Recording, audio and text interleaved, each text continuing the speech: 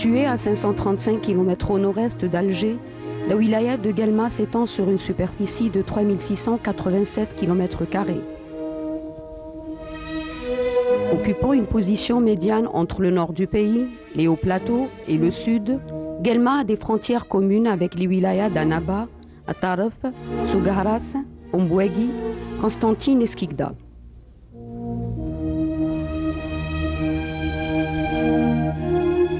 Le climat de la wilaya de Guelma est subhumide au centre et au nord, et semi-aride vers le sud. Climat doux et pluvieux en hiver et chaud en été.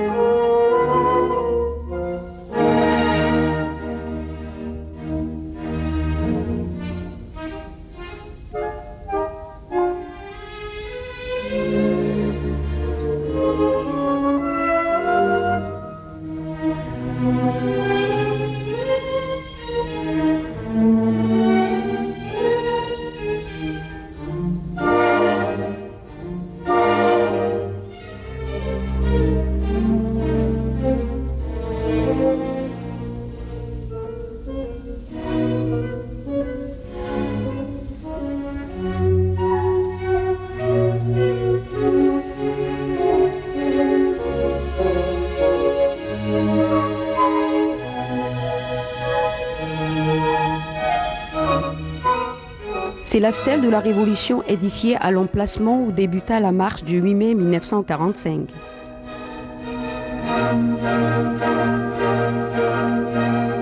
Le centre-ville de Guelma reste fixé dans l'ancien damier colonial. Espace très animé autour de la place des Martyrs, des Halles et de la célèbre rue d'Hanouna qui, depuis plus de 100 ans, reste la grande rue commerçante de Guelma.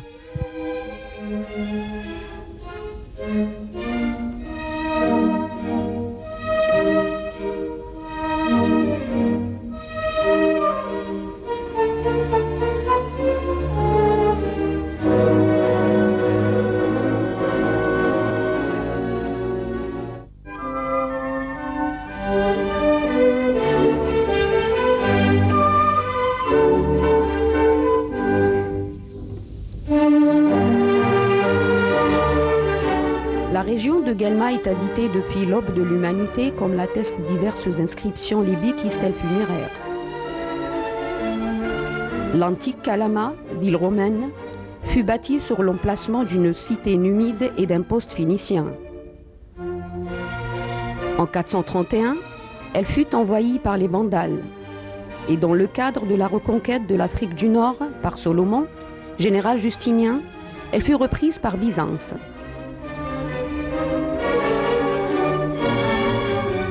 Au 8e siècle, elle connut les premières conquêtes arabo-musulmanes et prit la domination de Guelma. La ville retrouva une certaine prospérité sous les Fatimides et les Zérides.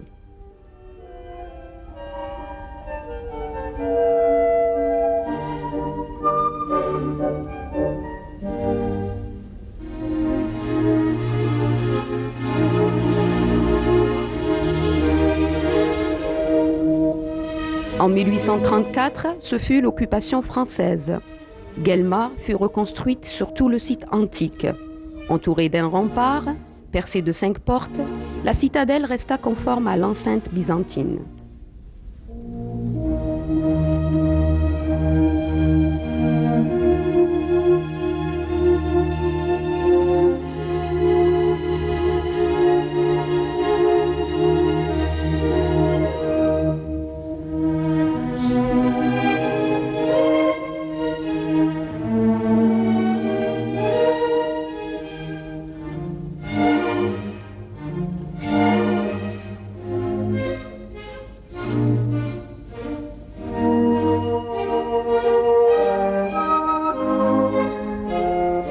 Au centre de la ville, on visite la vieille mosquée de Guelma. Elle fut édifiée en 1824 vers la fin de l'ère ottomane et inaugurée en 1852. L'édifice comprend 3 salles de prière pouvant contenir jusqu'à 900 fidèles et une aile pour l'enseignement coranique.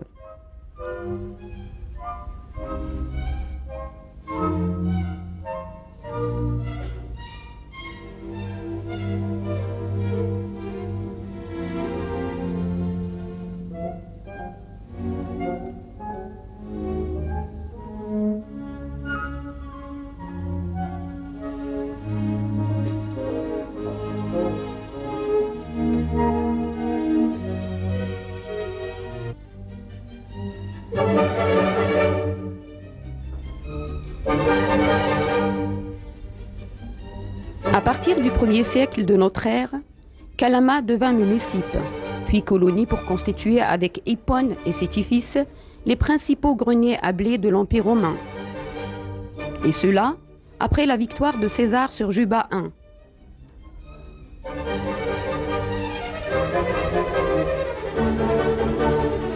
Il reste d'importants vestiges antiques à Galma, thermes, cisternes et surtout le théâtre romain érigé sur les bases d'un théique. Son orchestre est demi-circulaire. Ses gradins peuvent contenir jusqu'à 4500 spectateurs.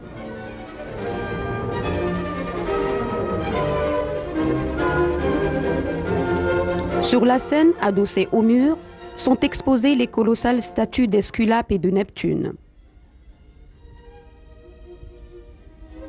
Bâti entre 198 et 211, il fut édifié durant le règne de Septime Sévère.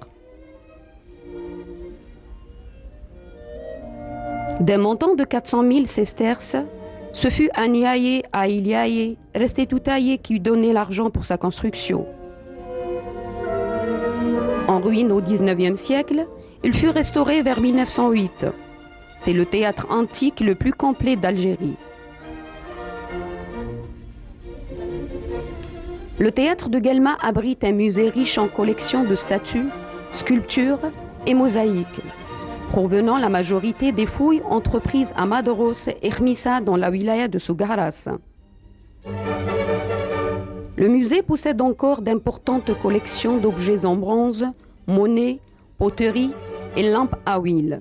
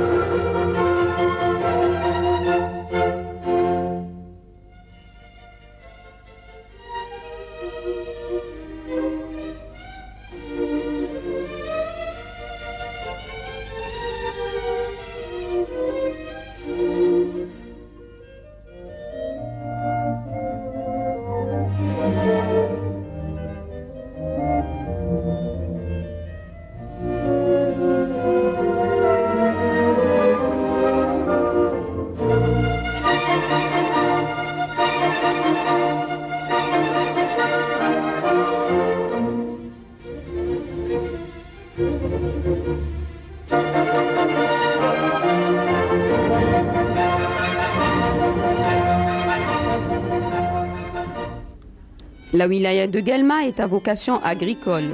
Sa superficie globale est de 266 000 hectares. La production comprend les céréales, la pomme de terre, les arbres fruitiers et les cultures fourragères. Guelma est un bassin verdoyant, riche et très généreux.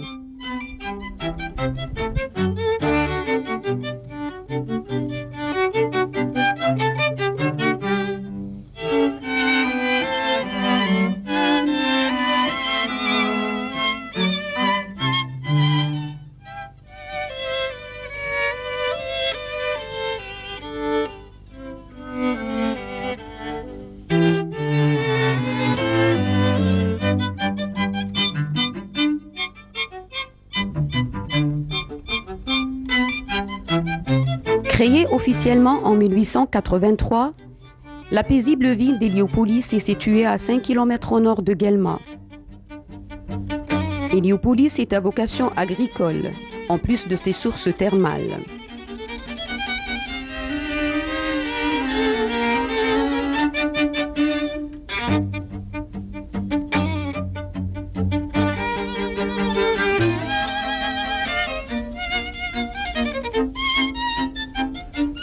Enfouis dans la verdure oliviers et orangers, on y trouve le moulin Mermoura, ex-Moulin-la-Vie du nom du plus grand colon de la région.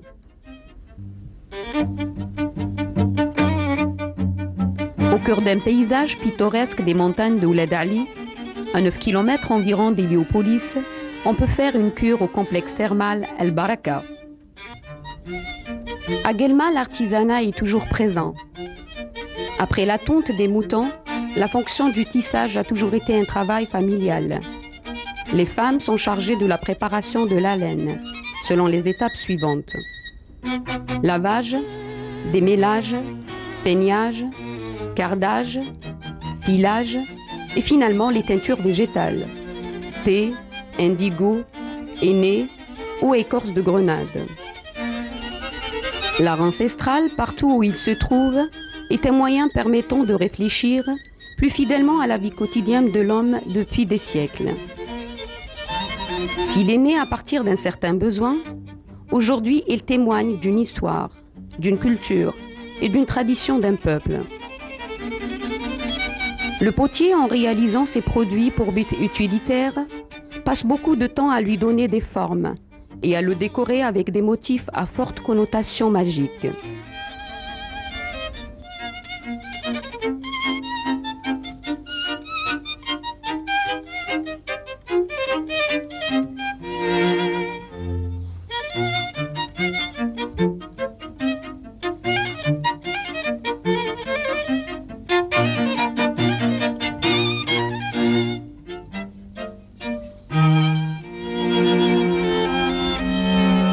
Djebel Maouna, grand massif gréseux, semi-forestier, culmine à 1411 mètres.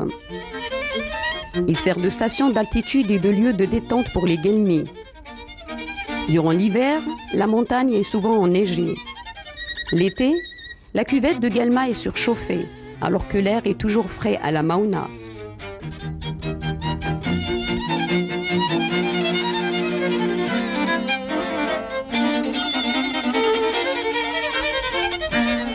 Le sol de la wilaya de Guelma présente des richesses minières importantes et peu exploitées. Elles concernent essentiellement le kaolin, le gypse, le calcaire et le marbre. C'est le point de rencontre de Oued Cheref avec Oued Bouhamdan, constituant tous les deux Oued Seybous. Le paysage est d'une harmonie fabuleuse. Venant de Constantine, de Skikda ou d'Annaba, on doit passer par un des ponts de l'Oued Seybous. Principal cours d'eau, il traverse le territoire de la wilaya de Guelma sur plus de 55 km.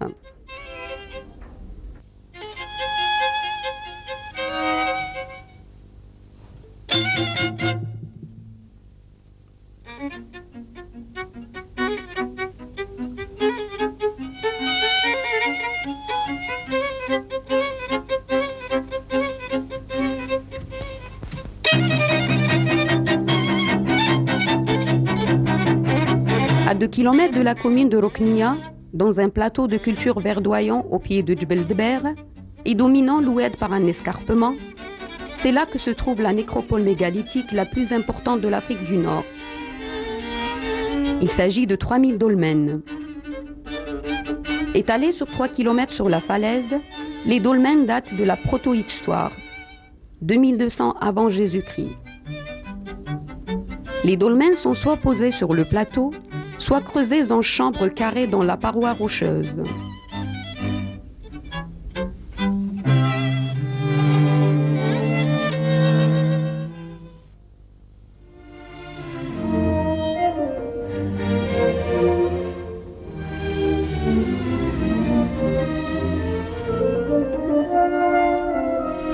Dans la daïra de Sellawa Announa, on visite le site des gravures rupestres de Khenget al-Hajar.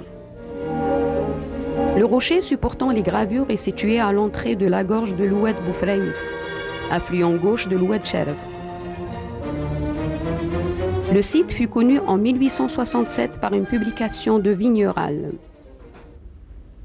Les figurations rupestres sont très nombreuses sur les deux faces du rocher, qui mesure 32 mètres de longueur et 12 mètres de hauteur. Elle les recouvre entièrement jusqu'à une hauteur de 4 mètres. Les représentations comprennent des personnages, des animaux tels que les moutons, les chiens, félins, autruches, bovidés, éléphants et mammifères indéterminés. Certaines gravures sont réalisées par des artistes qui ont su créer des scènes harmonieuses, sachant donner du mouvement aux personnages et aux animaux.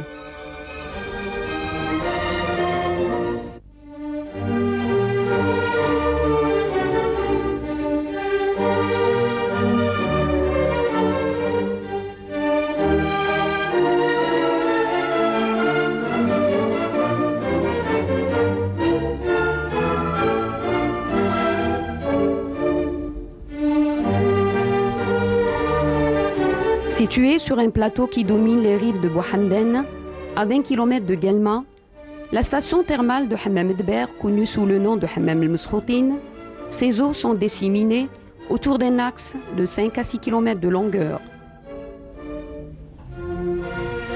Les Aquatibiditanae étaient bien une station thermale romaine, qui existait vers le IIIe siècle de notre ère.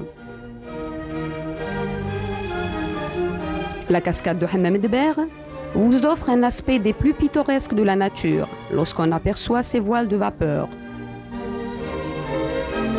Cette magnifique cascade, image grandiose d'une cataracte pétrifiée, arrosée par de petits filets d'eau thermale, ses incrustations calcaires sont colorées de teintes diverses, dues à la présence de champignons microscopiques.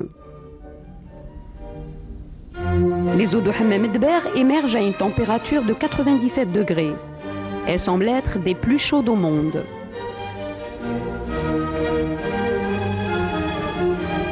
L'eau sort en bouillonnant de petites cavités, creuse des canalicules et laisse des incrustations très abondantes.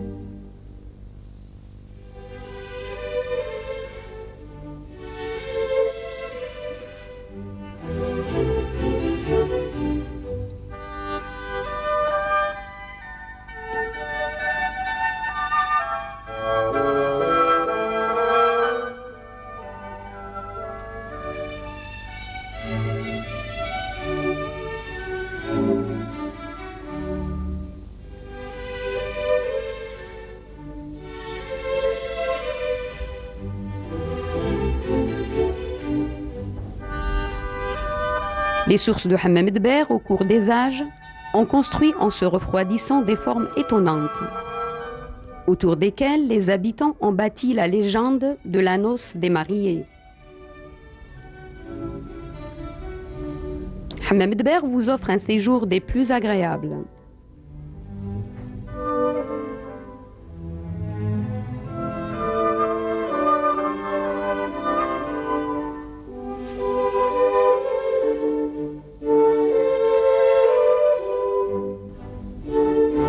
À 22 km à l'ouest de Guelma, dans la commune de Slaouanouna, s'érige l'ancienne cité numide et ville romaine à la fois Tibilis.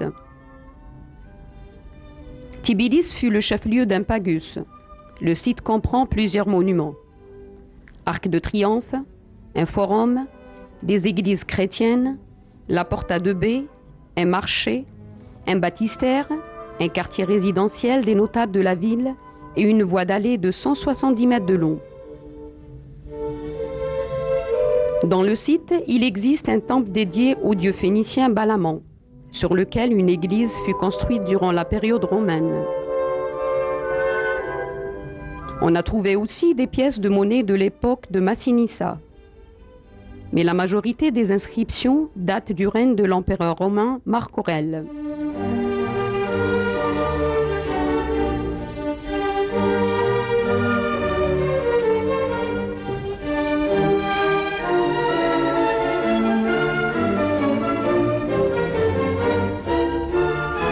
Dans un cadre de verdure très agréable, à Tibilis, l'histoire et la beauté se rejoignent.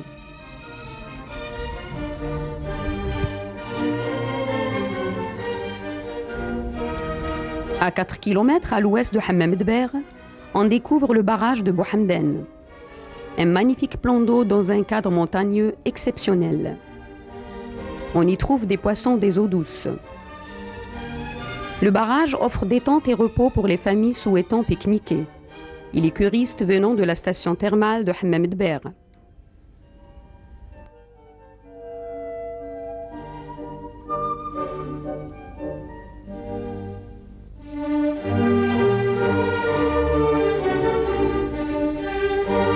C'est Djbel el-Taya. Il culmine à 1208 mètres. Sur le flanc nord de cette montagne, et après avoir parcouru 8 km à pied, on découvre les grottes de Djbel el-Taya, ou Ghar el-Jma'a.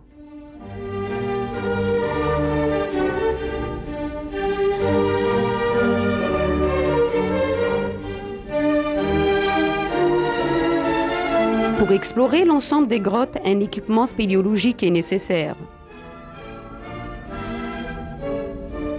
Les parois de l'entrée des grottes de Djbel el-Taya sont couvertes d'inscriptions latines témoignant qu'elles furent un lieu de culte au dieu local Bakax, dieu de la montagne qui suscitait un pèlerinage au printemps. La plupart des personnes ayant eu gravé ces dédicaces furent des magistrats de Tbilis.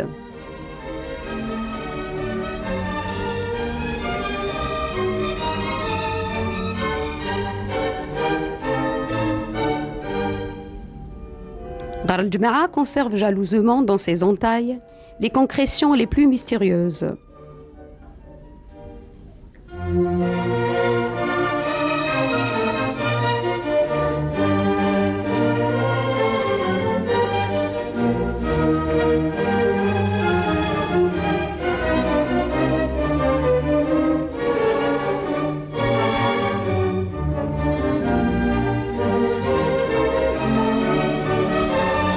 À 2 km environ de Hammam Dber, on aperçoit un lac souterrain d'une beauté sans égale. Suite à l'effondrement du plateau travertin, cette grotte fut découverte en juillet 1878. Sa superficie globale est de 3000 mètres carrés. Sa profondeur est de 13 mètres environ.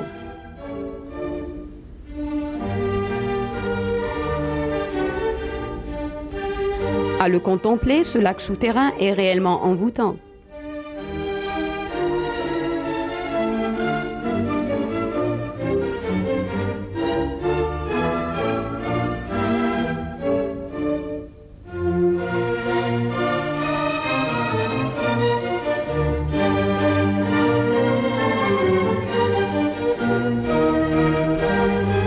Dans la commune de Ain el-Gheda, à 42 km environ de Guelma, on peut admirer les gravures rupestres situées sur la rive gauche de l'oued du même nom.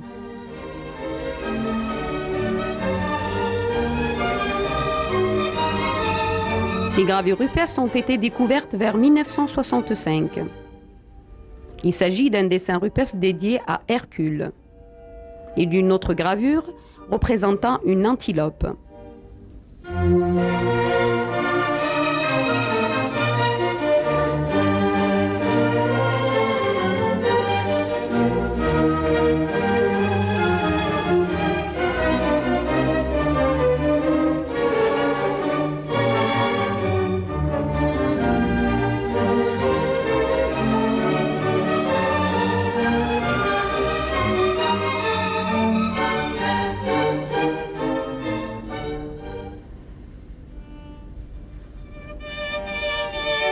À 35 km de Guelma, en se dirigeant vers les forêts de Bouchgouf, nous avons découvert ce phénomène divin recouvrant le ciel de la ville de Nador. C'est une brume matinale.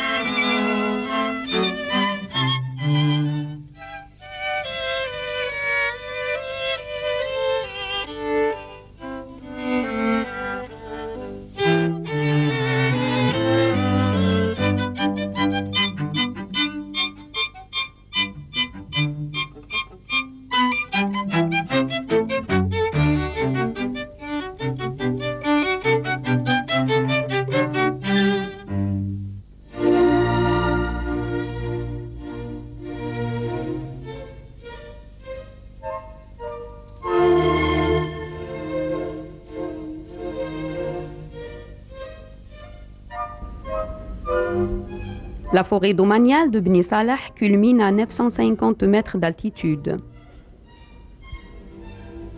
Les espèces dominantes dans cette forêt productive sont le chêne liège et le chêne zen. Il existe aussi un reboisement en eucalyptus à usage industriel pour la fabrication du papier.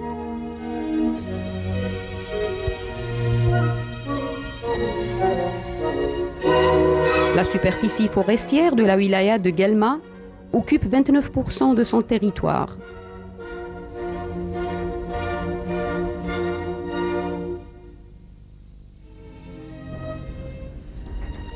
Guelma, grâce à ses origines lointaines, permet aux touristes d'effectuer un voyage à travers le temps, à se ressourcer et apprécier la beauté de ses sites naturels, historiques et culturels.